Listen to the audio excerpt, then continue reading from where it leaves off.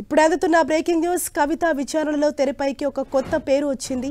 లావాదేవీలో కీలకంగా మేకా శ్రీచరణ్ పేరు ఇప్పుడు తెరపైకి వచ్చింది. శ్రీచరణ్ ఎవరో తెలియదు అని చెప్పేసి కవిత చెప్తున్నారు.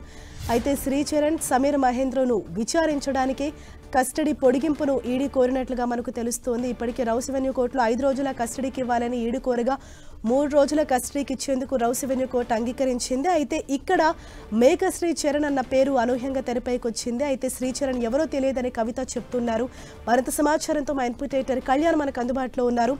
కళ్యాణ్, ఇప్పుడు కొత్తగా ఈ శ్రీచరణ్ అనే పేరు ఇప్పుడు తెరపైకి వచ్చింది. అసలు ఎవరు అంటే తనకు సంబంధించిన డీటెయిల్స్ ఏమైనా మీకు తెలుస్తున్నాయా? హరీష, వాస్తవానికి ఈడీ కస్టడీ కవితను ఈడీ కస్టడీలోకి తీసుకుంది. ఈ రోజు ముగిసింది, 7 రోజుల కస్టడీ ముగిసింది. అయితే మరొక 5 రోజుల కస్టడీ కావాలని ఈడీ ఈ రోజు మళ్ళీ ఒక పిటిషన్ దాఖలు చేసింది రౌస్ అవెన్యూ కోర్టులో. 5 రోజుల కస్టడీ కోరితే 3 రోజుల కస్టడీకి రౌస్ అవెన్యూ కోర్టు ఇచ్చింది. అయితే ఈ కస్టడీ కోరడానికి ప్రధానంగా 2 రీజన్లను ఇందులో ప్రస్తావించింది మనకి కస్టడీ పిటిషన్ లో. ఒకటి, సమీర్ మహేంద్ర మొదటి నుంచి వస్తున్న పేరే ఈయన, ఇండో స్పిరిట్ దాని ఓనరు, అతని పేరు వస్తుంది. అయితే మేక శ్రీచరణ్ అనే కొత్త పేరు ఇప్పుడు తెరపైకి సడన్ గా వచ్చింది.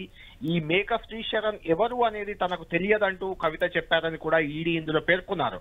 అయితే ఈడీ చెప్తున్న ప్రకారం మేక శ్రీచరణ్ కవిత సమీప బంధువు అని చెప్తుంది ఈడీ పేర్కొన్న రిపోర్ట్ లో మాత్రం అలా ఉంది. అయితే కవిత మాత్రం ఒకటే సింగిల్ ఆన్సర్ చెప్పారు. ఈ శ్రీచరణ్ గురించి మాట్లాడుతున్న సందర్భంగా ఐఆమ్ నాట్ అవేర్ అంటూ ఆన్సర్ ఇస్తున్నారు, ఏమీ చెప్పట్లేదు అంటూ ఈడీ ఈ కస్టడీ పిటిషన్ లో పేర్కొన్నారు. ఈ శ్రీచరణ్ ఎవరు అనేది ఇప్పుడు తేలాల్సిన అవసరం ఉంది. ఇతను ప్రధానంగా ఈ ఇండో స్పిరిట్ కి సంబంధించి ఏదైతే లావాదేవీలు ఉన్నాయో కవిత, బాగుంట శ్రీనివాసులు రెడ్డి, సమీర్ మహేంద్ర, ఈ ముగ్గురి మధ్య దాంట్లో శ్రీచరణ్ ఇన్వాల్వ్ అయ్యాడు. దానికి సంబంధించిన మనీ ట్రాన్స్ఫరింగ్ కానీ, యూటిలైజేషన్, ఆ వచ్చిన డబ్బుల యూటిలైజేషన్ లో కానీ శ్రీచరణ్ కీలకమైన వ్యక్తి అంటూ ఈడీ కొత్త పేరు ఇప్పుడు తెరపైకి తెచ్చింది. మనం ఇంతకుముందు చూసాం శరత్ చంద్రారెడ్డి, అభిషేక్ బోయిన్పల్లి, బుచ్చిబాబు, కవిత ఆడిటర్ బుచ్చిబాబు, ఇలా రకరకాల పేర్లు వచ్చాయి. మాగుంట శ్రీనివాసులు రెడ్డి, ఆయన కుమారుడు మాగుంట రాఘవ, సమీర్ మహేంద్ర, ఇలాంటివన్నీ వచ్చినప్పటికీ శ్రీచరణ్ అనే పేరు మాత్రం ఈ రోజు తొలిసారిగా వచ్చింది. ఆ శ్రీచరణ్ కవిత సమీప బంధువు అని ఈడీ చెప్తుంది. శ్రీచరణ్ కోసమే హైదరాబాద్ లో కూడా ఈ రోజు ఉదయం అనిల్, కవిత హస్బెండ్ అనిల్ సోదరి నివాసంలో, అలేఖ్య నివాసంలో ఈ రోజు ఈడీ రైడ్స్ ఇంకా జరుగుతూనే ఉన్నాయి. అయితే శ్రీచరణ్ కోసమే జరుగుతున్నట్లుగా ఈడీ చెప్పింది ఈ రిపోర్ట్ లో. ఈ శ్రీచరణ్ ఎవరు, మేక శ్రీచరణ్ కవితకి బంధువా కాదా అనేది ఇప్పుడు తేలాల్సింది. ఎందుకంటే కవిత ఈడీ అడిగిన ప్రశ్నలకు ఐఎమ్ నాట్ అవేర్ అంటూ సింపుల్ గా ఐఎమ్ నాట్ అవేర్ అంటూ చెప్పేశారంటూ కూడా ఈడీ పిటిషన్ లో పేర్కొంది.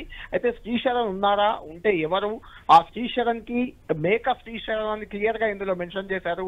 ఆ మేక శ్రీచరణ్ కవితకు నిజంగానే సమీప బంధువా, లేకుంటే శ్రీచరణ్ కి సంబంధం లేకపోయినా కవితను ఎవరు అని అడుగుతుందా ఈడీ కస్టడీలో అనే అంశం తేలాల్సి ఉంది. ఇప్పుడు సమీర్ మహేంద్రతో అదేవిధంగా శ్రీచరణ్ ఇద్దరితో కలిసి కూడా కవితను విచారించేందుకే మరో 5 రోజుల కస్టడీని ఈడీ కోరింది. అయితే 5 రోజుల బదులు 3 రోజుల కస్టడీకి ఇచ్చారు. ఇప్పుడు ఈ 3 రోజుల్లో మేక శ్రీచరణ్ ని ఈడీ అదుపులోకి తీసుకునే అవకాశం కనిపిస్తుంది.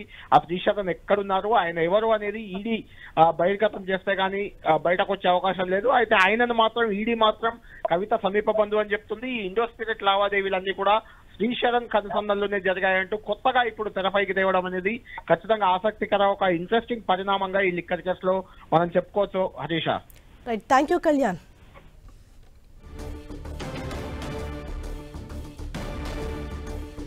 కవిత విచారణలో ఇప్పుడు అనూహ్యంగా కొత్త పేరు తెరపైకి వచ్చింది. మేకా శ్రీచరణ్ అనే వ్యక్తి పేరు ఇప్పుడు తెరపైకి వచ్చింది. అయితే శ్రీచరణ్ ఎవరో తనకు తెలియదని కవిత చెప్తున్నారు. ఈడీ అధికారులు ఇక్కడ శ్రీచరణ్ ఎవరో మీకు తెలుసా అని చెప్పేసి అడిగినప్పుడు ఐఎమ్ నాట్ అవేర్ అని కవిత విచారణలో చెప్పినట్లుగా మనకు తెలుస్తోంది. అయితే ఇక్కడ ప్రధానంగా ఈడీ కవిత కస్టడీ పొడిగింపును కోరడానికి ప్రధాన కారణం కూడా ఈ శ్రీచరణ్ అనే వ్యక్తి అన్నట్టుగానే మనకు సమాచారం అందుతోంది. ఇప్పటికే రౌస్ అవెన్యూ కోర్టులో 5 రోజుల కస్టడీకి ఇవ్వాలని కోరగా కోర్టు 3 రోజుల కస్టడీకి ఇచ్చింది. అయితే ఈ 3 రోజుల్లో కూడా ఈ శ్రీచరణ్ అనే వ్యక్తికి సంబంధించిన వివరాలు రాబట్టే ప్రయత్నంలో భాగంగానే ఈడీ కస్టడీ పొడిగింపు కోరినట్లుగా మనకి ఇప్పటివరకు అందుతున్న సమాచారం.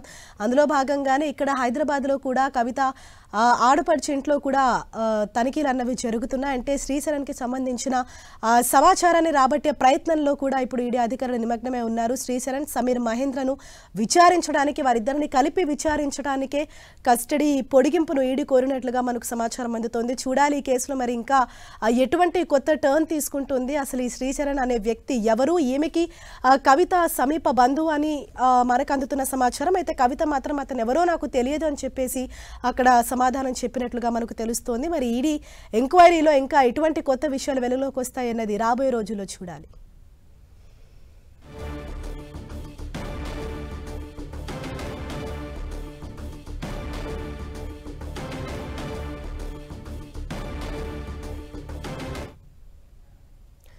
కస్టడీ వ్యవధిలో 5 రోజులలో మార్చి 17, 18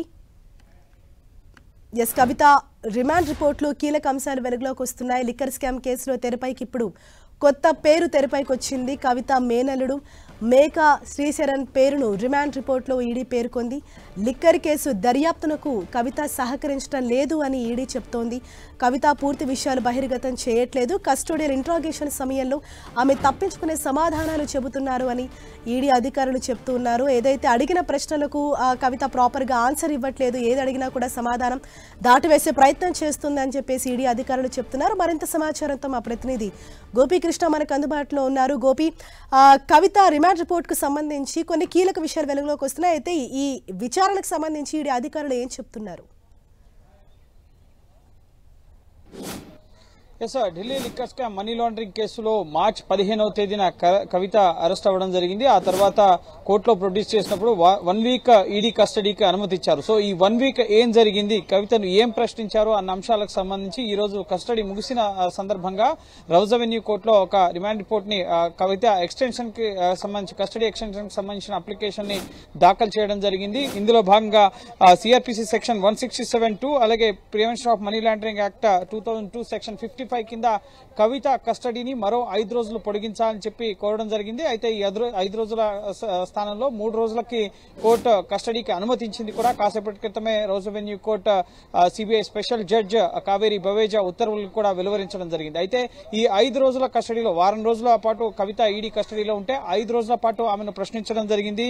మార్చి 17, 18, 19, 20, 22 తేదీల్లో ఆమెను ప్రశ్నించడం జరిగింది. అయితే కవిత కేసు విచారణకి సహకరించడం లేదు, తప్పించుకునే ప్రయత్నం చేస్తోంది, దాటవేత సమాధానాలు ఇస్తుంది అని చెప్పి కవిత ఈడీ కస్టడీ ఎక్స్టెన్షన్ కి సంబంధించిన అప్లికేషన్ లో ఎన్ఫోర్స్మెంట్ డైరెక్టరేట్ పేర్కొనడం జరిగింది. అనేక అవకాశాలు కవితకు సమాధానం చెప్పేందుకు, ముఖ్యంగా వివిధ అంశాలపై ప్రశ్నించేందుకు అనేక అవకాశాలు ఇచ్చినా ఆమె పూర్తిగా ముఖ్యంగా పూర్తి విషయాలు బహిర్గతం చేయడం లేదని చెప్పి ఇందులో పేర్కొనడం జరిగింది. సో తప్పించుకునే సమాధానం ఇస్తుందని చెప్పి కూడా పేర్కొన్నారు. అలాగే ముఖ్యంగా మార్చి 18, 19, 20, 22 తేదీల్లో 4 ముఖ్యంగా నిందితులతో కలిపి ముఖ్యంగా ఇతర నిందితుల వాంగ్మూలాలు కూడా తీసుకున్నారు అని చెప్పారు. అలాగే కవిత దర్యాప్తులో తేలిన విషయాలపైన, ముఖ్యంగా ఇప్పటి వరకు ఇన్వెస్టిగేషన్, ఈ 20 నెలల కాలంలో జరిగిన ఇన్వెస్టిగేషన్ పైన కవితను పలు ప్రశ్నలు ఎన్ఫోర్స్మెంట్ డైరెక్టరేట్ అధికారులు అడగడం జరిగింది.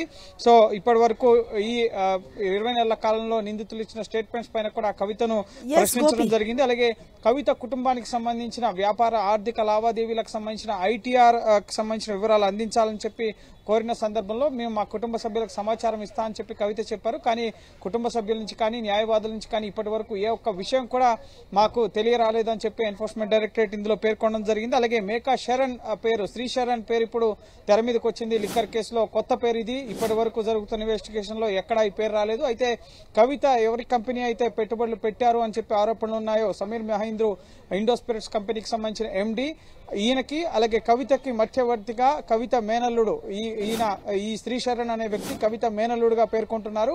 శ్రీశరణ్ ఆర్థిక లావాదేవీలు నడిపారు సమీర్ మహేంద్రుకి కవితకి మధ్య. సో ఇతన్ని ప్రశ్నిస్తే అనేక విషయాలు వెలుగులోకి వస్తాయి. ఇతనికి 2 సార్లు నోటీసులు ఇచ్చాం రమ్మని చెప్పి, అయినప్పటికీ కూడా కేసు విచారణకి సహకరించకపోవడంతో prevention of money laundering act section 17 ప్రకారం ఈ రోజు శ్రీశరణ్ నివాసంలో సోదాలు నిర్వహిస్తున్నామని చెప్పి కూడా కోర్టుకు తెలియపరచడం జరిగింది. సో ఈ కేసులో శ్రీశరణ్ పాత్ర పాత్ర చాలా కీలకం. సో అతన్ని ప్రశ్నించాల్సి ఉంది, అలాగే సమీర్ మహేంద్రను కూడా ప్రశ్నించాల్సి ఉంది. సో అందుకే కవిత కస్టడీని ఎక్స్టెండ్ చేయాలని చెప్పి కోరుతున్నట్లుగా రౌజ్ అవెన్యూ కోర్టుకు తెలియపరచడం జరిగింది. సో ఇప్పుడు శ్రీశరణ్ ఈడీ ముందుకు వస్తే ముఖ్యంగా కవితను శ్రీశరణ్ ని కలిపి ప్రశ్నించడం జరుగుతుంది. ఇటీవల కవితను అరెస్ట్ చేసిన సందర్భంలో శ్రీశరణ్ యొక్క ఫోన్ కవిత నివాసంలో సోదాల్లో దొరకడం జరిగింది. సో ఆ సందర్భంగానే దానిపైన ఆయన గురించి శ్రీశరణ్ గురించి కవితను అడిగినప్పుడు నాకు ఆయన గురించి ఏమీ తెలియదు అని చెప్పి కవిత సమాధానం ఇచ్చినట్లుగా కూడా ఈ రిమాండ్ రిపోర్ట్ లో ఎన్ఫోర్స్మెంట్ డైరెక్టరేట్ పేర్కొనడం జరిగింది. సో అందులో భాగంగానే ప్రస్తుతం శ్రీశరణ్ ని సైతం ఈడీ అదుపులోకి తీసుకునే అవకాశం ఉంది, మేకా శ్రీశరణ్ ని.